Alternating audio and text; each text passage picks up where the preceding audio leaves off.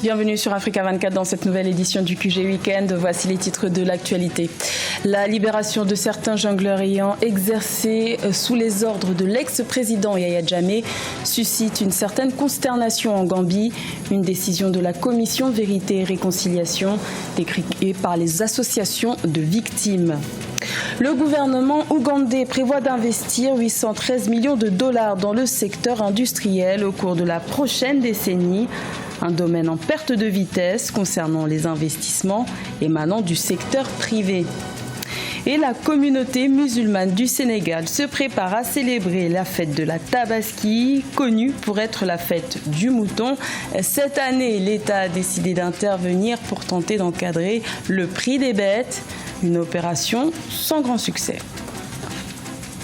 Mais tout d'abord au Cameroun, 41 militants du mouvement pour la renaissance du Cameroun, MRC, parti d'opposition, ont été condamnés le 8 août à 6 mois de prison ferme par le tribunal correctionnel de Douala. Les chefs d'accusation retenus contre eux sont manifestation interdite, rébellion et attroupement. Pour rappel, ils avaient été arrêtés lors d'un rassemblement en janvier 2019 alors qu'ils contestaient la réélection du président Paul Biya et l'arrivée en seconde position de leur leader Maurice Kamto, lui-même incarcéré depuis janvier 2019. En Gambie, les tensions restent vives malgré la pause estivale de la commission Vérité et Réconciliation. Certains jongleurs ayant exercé sous les ordres de l'ex-président Yaya Jammeh ont été libérés selon un accord conclu avec la commission malgré leurs aveux, ce qui indigne les associations de victimes qui réclament justice 2 ans après la fin de l'ère Yaya Jammeh. Marcel Farba-Maroun. Opposants, journalistes, étrangers, la liste des assassinats commis par des soldats gambiens sous le régime de Yaya Jammeh est loin d'être exhaustive. Depuis le début des audiences de la commission Vérité, Réconciliation et Réparation en juillet 2019, les junglers, comme on les surnomme en Gambie, ont reconnu leur rôle dans la série de meurtres qui a secoué le pays entre 2003 et 2016, sous le contrôle, disent-ils, de l'ancien président gambien. Dire que tous ces témoignages et tous ces crimes-là ont été faits sous ordre de Yaya Jammeh, on est en droit international, on peut laisser toujours le bénéfice du doute et la présomption d'innocence, mais il est quasiment certain que Yaya Jammeh, dans la majorité de ses crimes, a joué un rôle prépondérant et ils le disent, témoignage après témoignage. Toutefois, une sorte d'accord aurait été conclu entre la commission et les anciens hommes de Jammeh.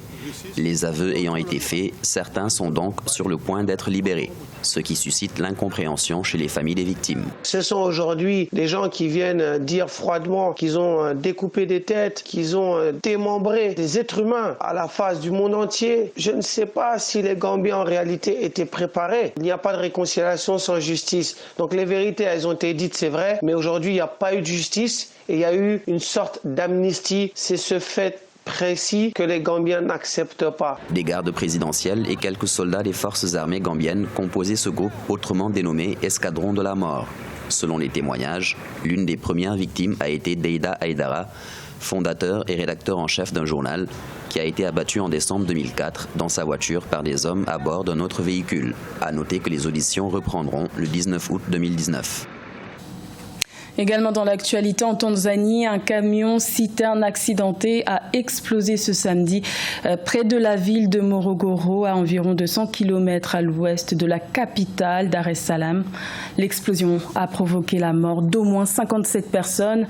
Il s'agit essentiellement de conducteurs de taxi-moto et de personnes venues récupérer du carburant après l'accident. L'Assemblée nationale togolaise a adopté le 7 août une nouvelle loi qui encadre le droit de manifester. Une dizaine d'articles ont été modifiés par rapport à la loi précédente. Si le gouvernement évoque des raisons de sécurité, les défenseurs des libertés fondamentales dénoncent un recul en matière de liberté d'expression. Reportage de notre correspondante Emefa Kofi. Quelle avancée pour la liberté d'expression au Togo? C'est la question que nombre de Togolais se posent, surtout après la révision le 7 août à l'Assemblée nationale de la loi du 16 mai 2011 qui fixe les conditions d'exercice des libertés de manifestation pacifique publique. Les nouvelles dispositions portent sur les horaires ainsi que les choix des lieux des manifestations pacifiques publiques. Vous ne pouvez manifester désormais qu'au Togo de 11h à 18 heures. Donc, disons au total à 5 heures de temps. Aujourd'hui, donc, le législateur a dit qu'ils ont précisé des points au sein, donc, sur le territoire où il n'y aura plus de manifestations. Pour beaucoup, l'ancienne loi, celle dite Bojona, donnerait plus de pouvoir aux organisateurs de manifestations qu'à l'autorité de l'État appelée à encadrer les manifestations. La présente révision renverse donc les rôles. Et pour Panel Watch, une plateforme d'experts indépendants de la société civile, ces nouvelles dispositions constituent un recul en matière de liberté de manifestation. Les 8 ans de vie et des preuves de la loi Bojona, vous verrez que les véritables problèmes relatifs à la liberté de manifestation dans notre pays sont imputables moins au test de loi qu'à la non-application des dispositions de ce test. Plus donc de manifestations simultanées, ni celles qui vont au-delà de 18 heures GMT. Le nombre de manifestations par semaine peut être aussi réglementé par les autorités compétentes. Pour le gouvernement togolais, ces nouvelles dispositions répondent à un besoin stratégique, économique et sécuritaire. L'État ougandais veut stimuler son secteur industriel qui représente près de 21% de ce produit intérieur brut. Une nouvelle stratégie à 813 millions de dollars vient d'être annoncée pour les 10 prochaines années. Le but étant de susciter de nouveaux investissements de la part du secteur privé. Siamlo Victor Asechi. 813 millions de dollars d'investissement dans le secteur industriel au cours de la prochaine décennie, c'est l'ambition de l'exécutif ougandais qui veut s'attaquer à des domaines qui suscitent très peu d'intérêt de la part du secteur privé. Il s'agira d'éliminer les risques puis lancer des entreprises dans ces domaines pour enfin pouvoir les privatiser. L'Ouganda devrait cibler des produits recherchés dans la région de l'Afrique de l'Est, des produits pour lesquels une transformation semi-industrielle ou industrielle avec l'énergie bon marché pourrait faire de l'Ouganda un producteur de produits agricoles transformés et un producteur qui a une longueur de compétitivité. En 2018, le produit intérieur brut réel de l'Ouganda a atteint 5,3% contre 5% en 2017. L'offre était tirée en majorité par l'industrie qui a représenté 9,7%. Malgré la croissance rapide des petites et moyennes entreprises pour mieux développer le secteur, l'industrie locale reste piégée entre autres par le coût élevé et le difficile accès à l'électricité. La compétition des produits importés est alors rude. Si l'Ouganda n'a pas à court et à moyen terme trouvé une solution bon marché pour l'énergie et continue à importer de l'énergie électrique, le secteur industriel va être plombé pour longtemps. Les projets du gouvernement dans le secteur devraient permettre de réduire une part considérable du chômage et contribuer à la consolidation de la croissance socio-économique. À noter que l'industrie emploie près de 8% de la population active ougandaise et représente 21% du PIB du pays. La Tabaski ou l'Aïd el-Kébir est l'une des fêtes du calendrier musulman. Elle sera célébrée lundi 12 août avec un mouton en sacrifice. Au Sénégal, l'État a mis son grain de sel dans les préparatifs de cette fête pour éviter la flambée des prix. Une opération dont le résultat semble discutable. Reportage de notre correspondant El Adjenjaï. Le décor de la fête de Tabaski est déjà planté dans la capitale sénégalaise Dakar, qui est méconnaissable sur certains grands axes. Cette année 2019, pour lutter contre la cherté des prix des moutons, l'État a consacré 1,2 milliard de francs CFA à l'achat d'aliments de bétail dans le cadre de l'opération de sauvegarde du bétail. C'est ainsi que le sac d'aliments de bétail qui coûtait 7 400 francs CFA est maintenant cédé à 5 200 francs CFA, soit une subvention de l'ordre de 29%.